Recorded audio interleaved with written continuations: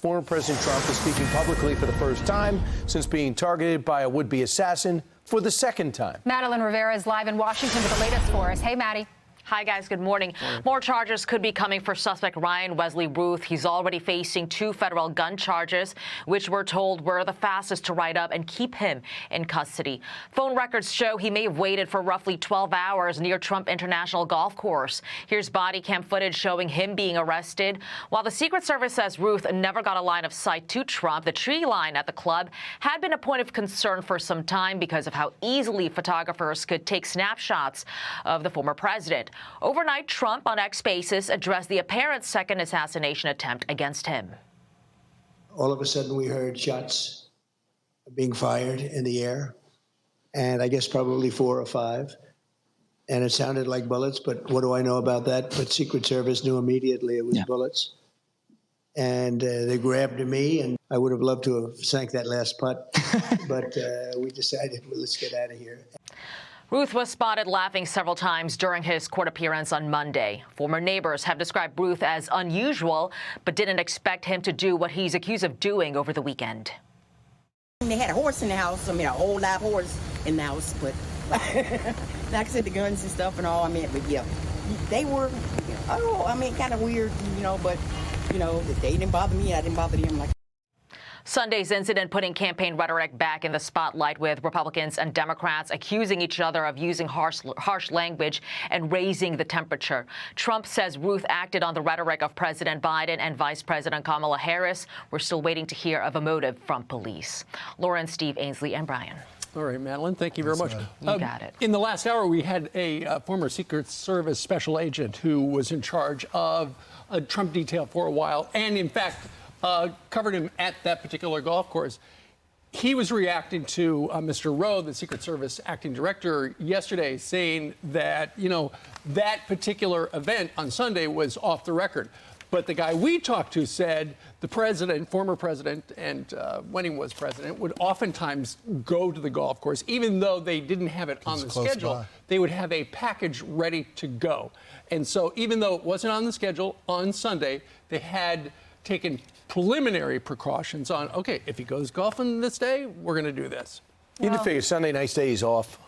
He's golfing. Wait, what'd you say? I think Sunday, on a nice day, assumptions would be he's golfing. Every Sunday. Well, we knew that Sean said he was invited to go golfing with him on Sunday morning, and so did the guy who ended up going golfing with him. He was there, and they knew about it Sunday morning. So I'm not sure why Secret Service, wasn't out there hours before. Yeah, and I'd also find it curious that they're talking about the release of not releasing schedules. This wasn't on the calendar as well.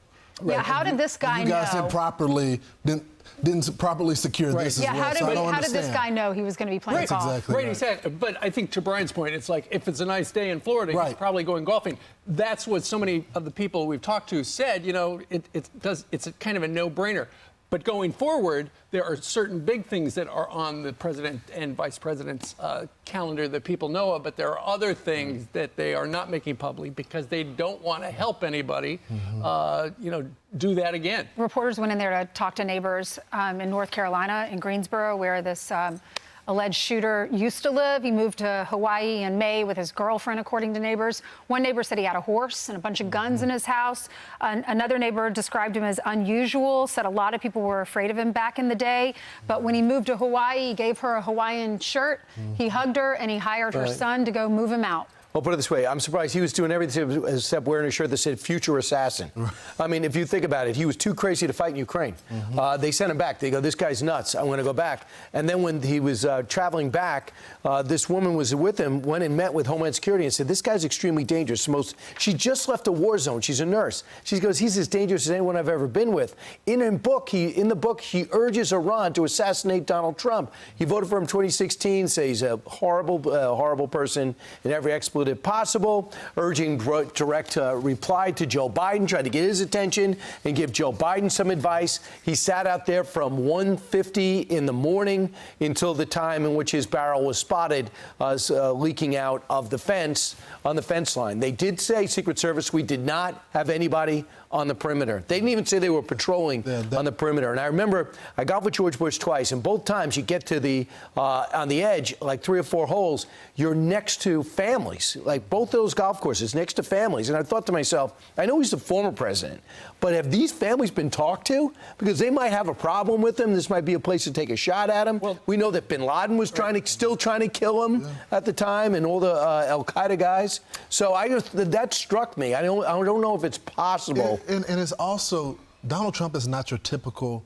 former president because of two things. One, he could be the next president again, so you would think, okay, maybe we give him, you can't have a cookie cutter system because there's sometimes things aren't going to fall within the normal scope. So he could be the next. Number two is there are active threats when it comes to Iran, not just him, but other former cabinet But the Iranians members. are pros, sadly. Mike Pompeo still has a detail. Remember O'Brien the Pakistani that pled not guilty yesterday? That's exactly right. He came over and the FBI realized who he was. They set him up. They got him to try to solicit a would-be gunman. It was an FBI double agent who said, okay, you're coming with me. You're under arrest. He pled not guilty, but he's from Pakistan, lived in Iran, is now in New York trying to get assassins to kill Trump. But Brian, what the Secret Service is saying right now, according to the press conference yesterday, after the last incident before this one, they upgraded his security to be presidential level. Are you telling me with what took place, that is presidential level protection to have someone within the scope for 300 yards? There's no way. Well, they did so many things right. They were there. They were ahead of the president on the green before, on the hole before.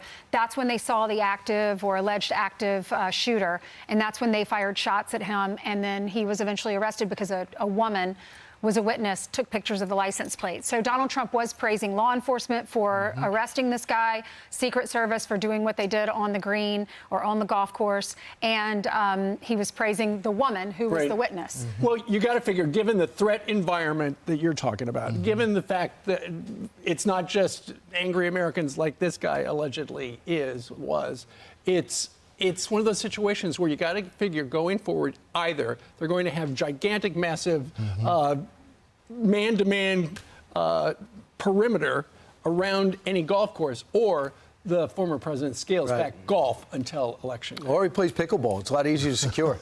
You know what, and Brian, it's a lot easier, and it's a lot more fun. Racquetball, be really easy. And racquetball's kind of complicated. Very, I like pickleball because you're outside. All right, I'm Steve Ducey. I'm Brian Kilmeade. And I'm Ainsley Earhart. And click here to subscribe to the Fox News YouTube page to catch our hottest interviews and most compelling analysis.